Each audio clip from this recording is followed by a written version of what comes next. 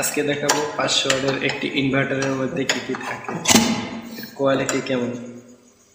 তো প্রথমেই ব্যাটারির সাথে সংযোগ দিয়ে নিই, সাথে কানেক্ট করে নিলাম। এবার অন করলাম, দেখি কত ভোল্টেজ উৎপন্ন হয়।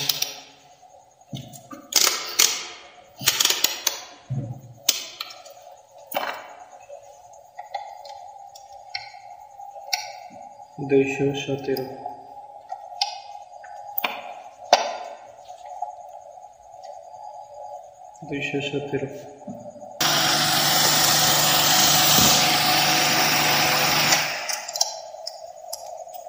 এখন এটা ভিতরে খুলে দেখবো কি কি আছে, জন্য প্রথমে অফ করে নিই। ভিতরে দেখা যাচ্ছে একটি কুলিং ফ্যান, একটি ট্রান্সফরমার, সার্কিট, মাদারবোর্ড।